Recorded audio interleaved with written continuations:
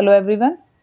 So from 26 arrange the following lake from south to north. अब ध्यान रखना, अब इसने कहाँ से बोला है, इसने अब साउथ टू नॉर्थ बोला है। कुछ लाइक ऐसे ड्राइंग मेरी ज़्यादा अच्छी नहीं है और समथिंग ऐसे, ठीक है, मोटा मोटा सा मैं बता रही हूँ, कोई ड्राइंग मेरी अच्छी नहीं है। तो अब उसने बोला साउथ टू नॉर्थ। अब अष्टमुडी, अष्टमुडी कहाँ है आपकी? केरला में। सबसे पहले तो आपको ये पता होना चाहिए, ज़्यादातर क्वेश्चन में वही आती हैं जो आपकी करंट न्यूज़ में रहती हैं। तो ये केरला में है। चिलिका आपकी उड़ीसा में है, ये आपकी पंजाब में है, एंड द प्योंग तसोई आपकी लद्दाख में। ठीक है, अब आपको क्या बोला था? South to north. अब केरला सबको पता है यहाँ पे, और उड़ीसा आपका यहाँ, एंड उड़ीसा यहाँ हो गया आपका, और पंजाब यहाँ पे, और लद्दाख आपका ऊपर हो गया। तो ऑब्वियसली 1 2 3 4 ऐसे चलेगा आपको, बट ये पता होना चाहिए कौन कौन सी लेक कहाँ पे है। तो आपका इसका भी आप इजीली कर लोगे। नेक्स्ट इज ब्रॉडबैंड हाईवे, ई क्रांति, ई गवर्नेंस। सबसे पहले तो आपको ये पता होना चाहिए, जहाँ पे ई आ गया इसमें डिजिटल से रिलेटेड होगा ये। ठीक है, मतलब आपने इंटरनेट की बात की है तो ऑब्वियसली इसका आंसर डिजिटल इंडिया होगा। मेक इन इंडिया नहीं है, मेक इन इंडिया बहुत पुरानी थी सबसे पहली बात। और ये गति शक्ति, ई नैम, ये सारी डिफरेंट डिफरेंट है। जैसे ई नैम क्या थी हमारी? ये थी हमारी एग्रीकल्चर रिगार्डिंग। ठीक है, तो इसका यहीं से पता लग गया था, ई क्रांति, e governance, it means digital India. Which of following is incorrectly matched? अब इसने इनकरेक्टली मैच्ड बोला है। जैसे इनकम टैक्स आपका डायरेक्ट टैक्स है, यस, ठीक है, डायरेक्टली आपकी इनकम पे लगता है। जीएसटी आपका इनडायरेक्ट टैक्स है, और कॉर्पोरेशन टैक्स भी आपका डायरेक्ट टैक्स है। कॉर्पोरेशन टैक्स होता क्या है? कॉर्पोरेशन टैक्स क्या होता है? जो कोई कंपनी होती है, कंपनी के प्रॉफिट पे जो टैक्स लगता है, that is called corporation tax. ठीक है, नेक्स्ट वन इज, आपको पूछ रखा था बंदा बहादुर सिंह के बारे में। इसमें ये सारी स्टेटमेंट सही थी, बट जो ये वाला बोला है कि ही वॉज टॉर्चर, और जो उनकी डेथ मुगल एम्परर औरंगजेब की वजह से हुई थी, नहीं।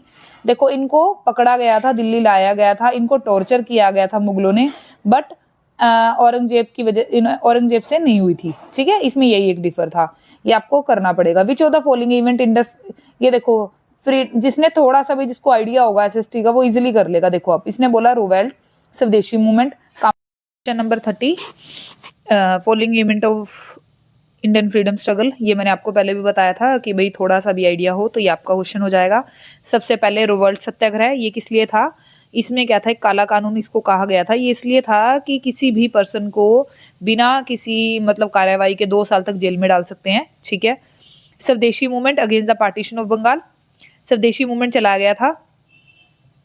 देन आपका पार्टीशन, बंगाल का पार्टीशन हुआ था 1906 में। कामागाटू मारा इंसिडेंट, एक जापानीज जहाज था जो कि कनाडा गया था ये, और वहां पे सिर्फ कुछ लोगों को उतरने दिया गया था, बाकी सबको वापसी भेज दिया गया था। जैसे ये कोलकाता पहुंचा, इनके ऊपर गोलियां चला दी गई थी।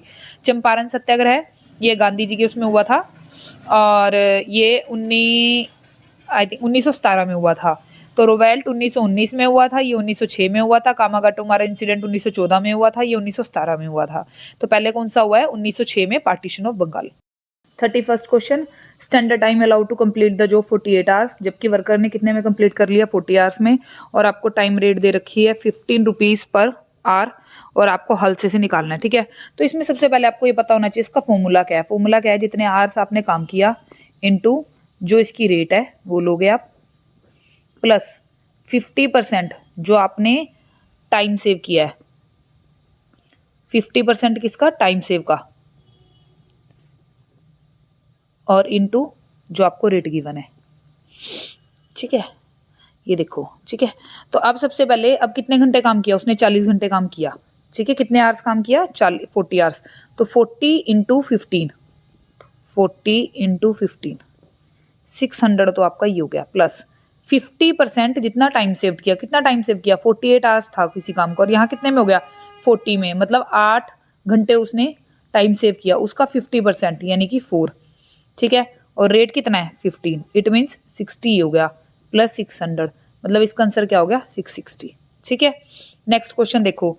अभी इसने पूछ रखा है कॉस्ट अकाउंटिंग स्टैंडर्ड। ठीक, कॉस्ट अकाउंटिंग स्टैंडर्ड में देखो सारे लर्न नहीं होते किसी को, पर अगर आप 1-2 भी लर्न कर लेते हो तो आपको आइडिया लग जाता कि इसका आंसर क्या होगा। अब जैसे 6 है, 6 आपका किससे रिलेटेड होता है? मटेरियल से होता है, और ये आपको कॉस्ट अकाउंटिंग के सिलेबस में भी कवर था।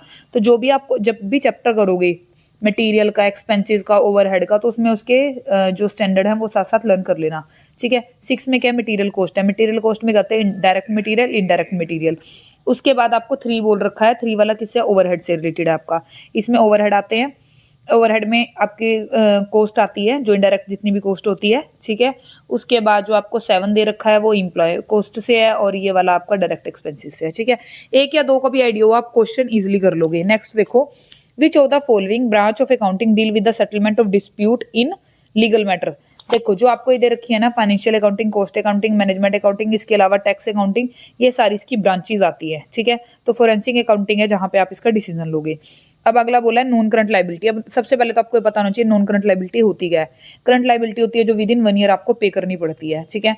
नॉन करंट क्या होती है, जो लॉन्ग मतलब मोर देन 1 ईयर हो, ठीक है। सबसे पहले आता है आपकी बैंक ओवरड्राफ्ट। बैंक ओवरड्राफ्ट आपको पता है जब आप बैंक से ज्यादा पैसा उठा लेते हो, मतलब आपके अकाउंट में 10,000 थे और आपने स्पेंडिंग कर दी 12,000 की, और ये सिर्फ उन्हीं कस्टमर्स के लिए होता है जो बहुत अच्छे कस्टमर होते हैं। आप मतलब हर पर्सन पे एप्लीकेबल नहीं होती, ठीक है। तो bank overdraft with in 1 year आपको पे करना पड़ता है। बिल पेबल, जिसको आप क्रेडिटर भी कह सकते हो, पर बिल पेबल में क्या होता है, एक नोट लिखा जाता है, इसलिए इसको बिल पेबल बोलते हैं।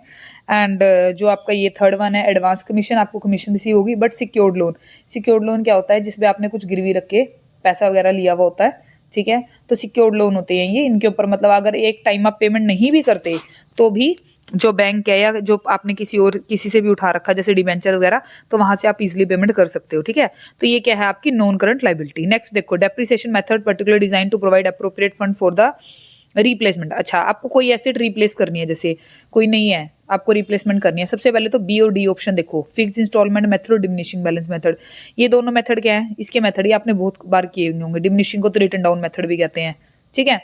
तो फिक्स इंस्टॉलमेंट में आप फिक्स निकालते हो। ऐसे ही डिप्लेशन यूनिट मेथड भी यही होता है। इसमें क्या करते हो आप, जितनी भी कॉस्ट है divided by number of year निकाल के डेप्रिसिएशन निकाल लेते हो, ठीक है। तो एक सिंकिंग फंड मेथड है, इसमें क्या है, आप एक फंड क्रिएट करते हो जिसमें थोड़ा थोड़ा अमाउंट डालते हो और एक टाइम के बाद एसेट को रिप्लेस कर लेते हो, ठीक है।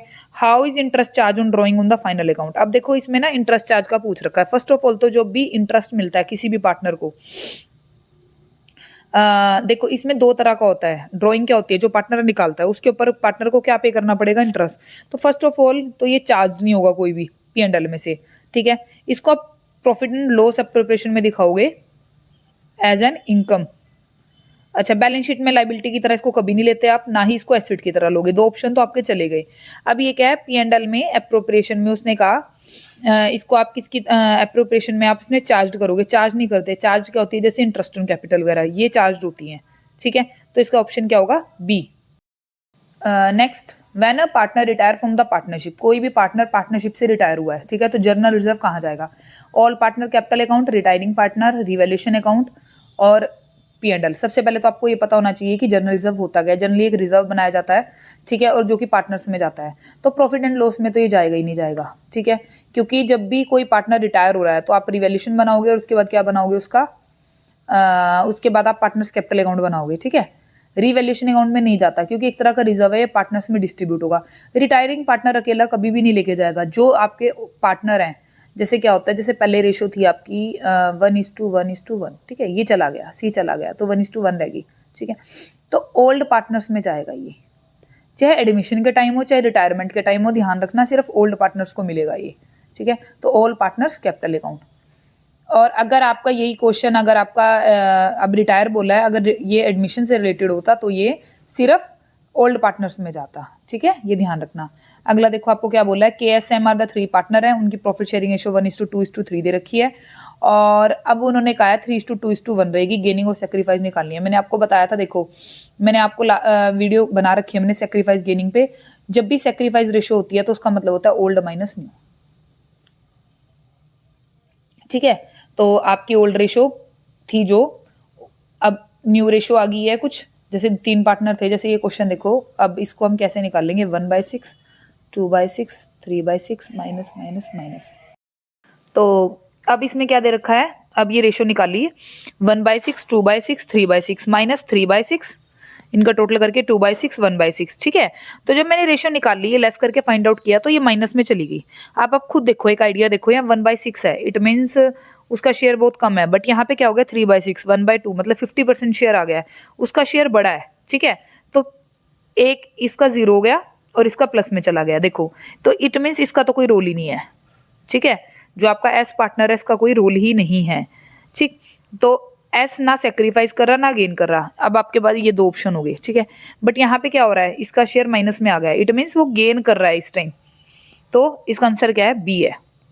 नेक्स्ट देखो, मैच द फॉलोइंग, ये भी आपने बहुत बारी कर रखा होगा, जो प्लस टू में तो पार्टनरशिप, जैसे पार्टनरशिप हो गया, आपको एक आइडिया लग गया कि पार्टनरशिप एक्ट तो 1932 है, ठीक है। अब आपके पास दो ऑप्शन हो गए, ए एंड डी, ठीक। अब इंडियन कॉन्ट्रैक्ट एक्ट, ये बीकॉम वाले बच्चों ने कर रखा होगा, जो आपके पंजाब यूनिवर्सिटी वाले बच्चे हैं इनको अच्छे से पता होगा। के यू में तो शायद नहीं है ये, सेल ऑफ गुड्स एक्ट तो मे भी मिल जाए, ये आपका आता है, ये लॉ के अंडर आता है, सेल ऑफ गुड्स एक्ट 1930 है, ठीक है। ये लर्न करना था या कहीं भी आ जाए, ये एक्ट वैक्ट ये मैचिंग में आ जाते हैं, अगर आपको एक या दो का भी आइडिया तो आप इजिली इसको भी क्रैक कर लोगे। लास्ट देखो, which of the following is not disadvantage of computerised accounting, सबसे पहले सो इसमें क्या बोल रखा है, not disadvantage, first of all system failure, जो कि इजिली हो जाता है, ठीक है। अनएंटिसिपेटेड एरर, एरर आते हैं, इसी के लिए एंटीवायरस यूज किए जाते हैं, ठीक है। ब्रीच ऑफ सिक्योरिटी, जब कोई हैकिंग वगैरह हो जाती है। Last one is the inability to collaborate, ये एक ह्यूमन एरर है, ठीक है। Next one in the Tally accounting package new ledger group and the voucher type are created from the menu of, किस मेन्यू से क्रिएट किया जाता है, मास्टर से, कहाँ से किया जाता है, मास्टर से, ठीक है।